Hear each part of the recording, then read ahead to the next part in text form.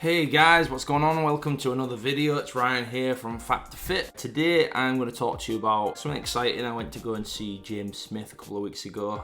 For you guys who don't know James Smith, he is an English entrepreneur who's a personal trainer, and he has written a couple of best-selling books. I read one of his books this year, and the book I read was Not a Life Coach. It's a great book.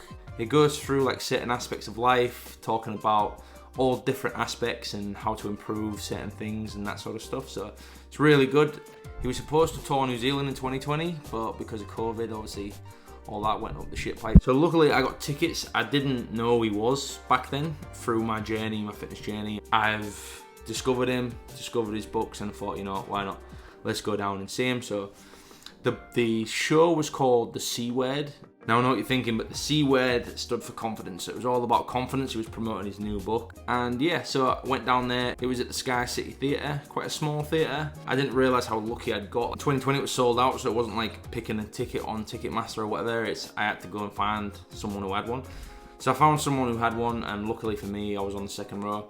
And I was really, really close to the action. It was really good. So I'm just going to go through what he spoke about, not in massive detail, but just to see if any of this stuff would help you and pick up his book. And some people might be interested in going to go and see him. It started off, it's quite funny actually. So his friend, if you watch James Smith, he's got a guy who has his own fitness channel as well. It's called Darren, and he started out and he was going around the crowd asking, "What does confidence mean to you?" So he was sitting next to random people, so I stayed there all quite open. He wouldn't talk to me, and asking like what confidence means to them people. And to be honest, he got most of the same answers. You know, feeling confident in yourself, like just saying fuck it and just doing it. You know, the typical answers. So he did that before James came out. There's some good answers, and being here in New Zealand, one of the guys actually who was question about it was talking about being confident in his culture and talking about the New Zealand culture and how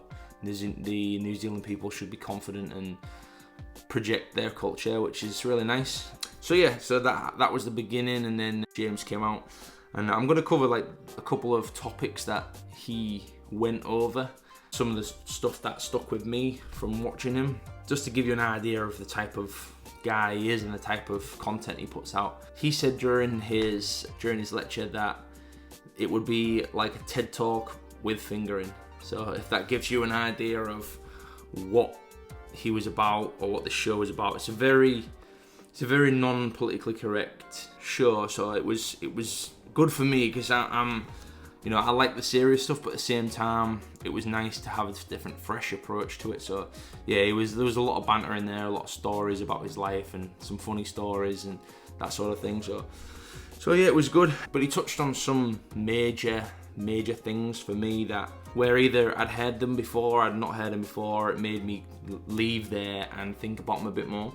He started talking about negativity bias, and to be honest, I think everybody is guilty of doing this. It's the old typical half glass full, half glass...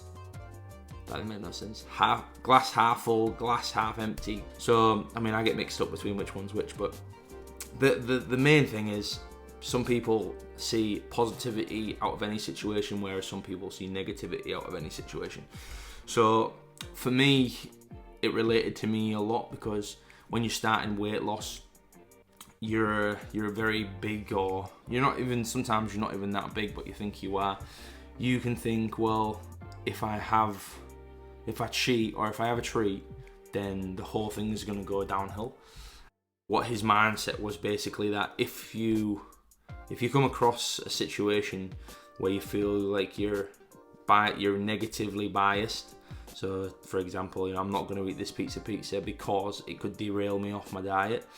Try and flick it the other way and say, you know, I'm going to eat this piece of pizza because it might help me stick to my diet.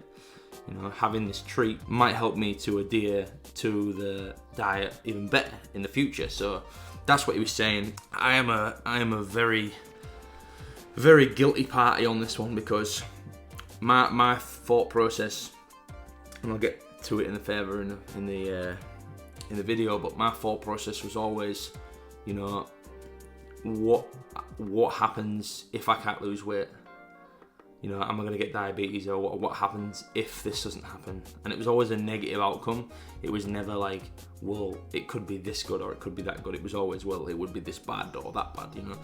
So that's something that I think a lot of people go through on a daily basis, but it's never really talked about. But to have a word put onto it, the positive, negative bias, really resonated with me. So that was one of my favorite points. He also spoke about being uncomfortable. So he told us a story of how he read something about somebody going into a coffee shop and asking for a discount on a coffee purely to make himself look like an asshole. That was purely the only thing.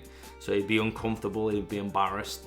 He told a story about how he was in Sydney and he was thinking about this, and it was for him it was a loop, and I'll explain loops further on, but it was a loop that he needed to close, and so he went down to the coffee shop and he asked them for discount off his coffee.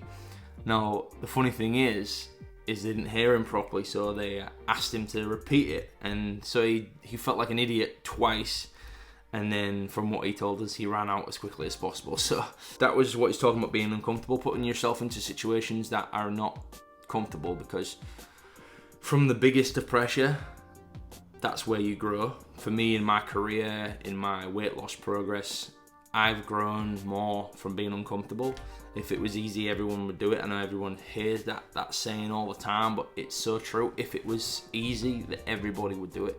So try and put yourself in uncomfortable situations. Like for me, moving from England to New Zealand was one of the most uncomfortable things I've ever done. Moving to a country with no friends, no family, nothing, and having to build a life here. But because I did that, it put probably 4 or 5 years of world experience on top of me because of it. Because when you're drowning in the sea, you've got to learn how to swim, otherwise you're going to drown, you know. So put yourself into uncomfortable situations, that's what he's saying, because it will help you grow in the future. This is a great point that he made on the lecture. They call it the sunk cost fallacy, and I think just like all these others, I think everyone has been guilty of this at some point. And the best analogy I can use to explain it would be basically when you see a toxic relationship. Everybody knows of or has been in a toxic relationship where, not so much an abusive one, but where it's not working out and it's been 4 years, and the answer when you say, why are you still together, the answer is usually, well, we've been together since we were 15, or we've been together for 5 years. And it's basically, you're basing the value of a relationship on the investment that you've put in from the beginning.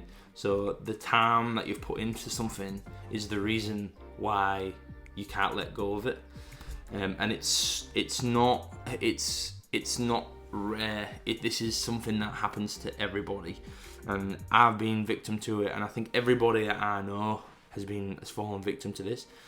You know, so it's basically saying, you know, just because you've invested time in something doesn't mean that it's working for you. If you had a financial investment fund and you were losing money every year, you wouldn't stay in it just because you've been in it for 4 years.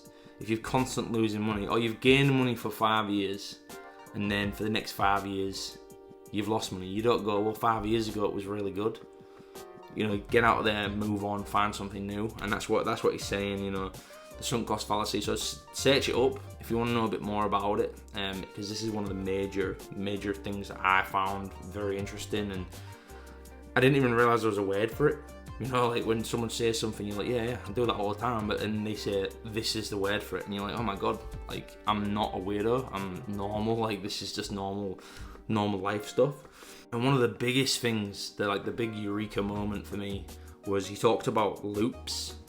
Now, loops is where, it's all like feedback loops, closed loops and open loops. Now, I'm a mechanic and I use this analogy for different electrical problems, but you use this in all aspects of life.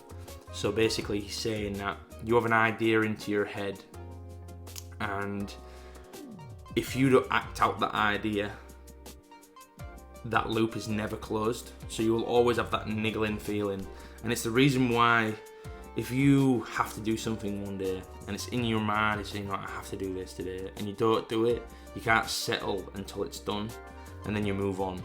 So use the analogy of a waiter. So a waiter or a waitress will remember orders up until the bill is paid. So they will remember everything that everyone's eaten until the bill is paid, and then it disappears out their brain. And that's the same thing for us as humans. Like, it might not be a bill, but when it comes to, we remember all the important stuff until we don't need to remember it anymore, and then it's gone. Similar to Jordan Peterson. Jordan Peterson talks about ideas and how your ideas need to die so that you don't. And it's basically the same thing. And communication is the best thing to sort this out. You know, if you've got something in your mind that is causing this open loop, you either need to do it to close it. So whatever the task is, you need to do it so that it can be closed, or talk to people about it.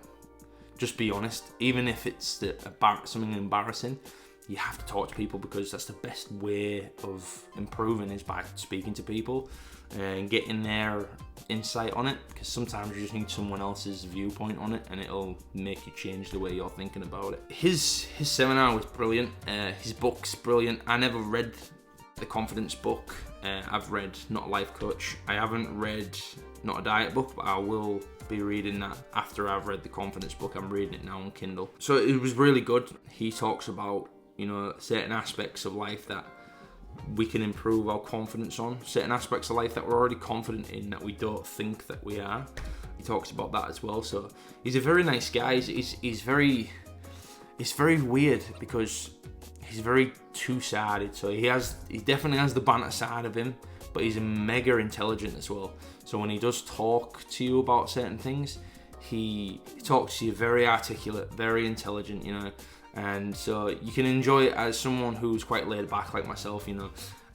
But you can enjoy it. And it's the funny thing, I was sat next to a person I've never met before, and we'll go to a seminar about confidence, and I never really speak to anyone who I don't know, unless, you know, it's in a social situation and it's something that I'm trying to work on. And there was a woman next to me, and I sat down and she said hello to me, and I don't know whether it was just because where we were or whatever, but we just struck up a conversation.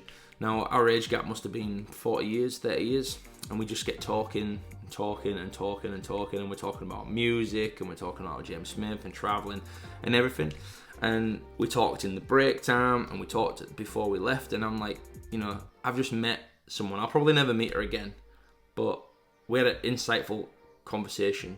We had a really good conversation. It was really good fun, really nice person, you know. And if I'd not pushed myself to have that conversation, then I would have missed out on that interaction, which, you know, it was really important. Looking back, I'm thinking, you know, that actually contributed to me enjoying the night. And that's one thing he talks about, confidence. You know, if you have the confidence to strike up a conversation with somebody that you don't know, you can gain so much out of it. And I suppose that's what it's all about, is the whole thing is gaining knowledge, gaining experience, gaining confidence in all different aspects of your life. And so at the end of the seminar, or halfway through, sorry, he put a QR code up on the screen, and he said, if you've got a question or whatever, put it in here. If you don't feel comfortable about something, put it in here. So I scanned the QR code, and the question said, tell me something you are not confident about, or something like that. So I decided to write, and I wrote, when I was my heaviest weight, I was very insecure about how I looked. I'm a very confident person, but my worry is once I have lost the weight and got to my goal weight, I will still feel like the fat bastard that I felt when I first started. So that was my insecurity of being confident. And his answer, I'll put the video in and I'll show you the answer.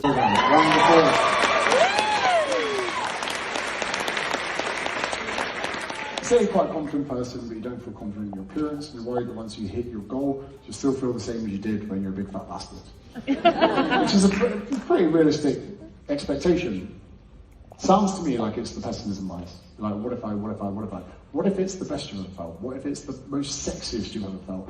What if it's, you know, the unbelievable expectation that you've always dreamed for? So I fully appreciate the sentiment of what you're feeling, but I would just try and reverse those emotions best you can. And ultimately, the only way you're going to find out is by continuing the effort And if you've lost that much weight so far, I'm sure if we all had to bet, we'd bet that you're probably going to get there in pretty good fashion. So thanks for watching this video. If you get a chance to see James Smith or check him out online, he's really, really good. And I'm hoping to be able to see him again. He's also got an academy where you can go and you do your nutrition and your training and all that sort of thing. And he's got some hilarious videos.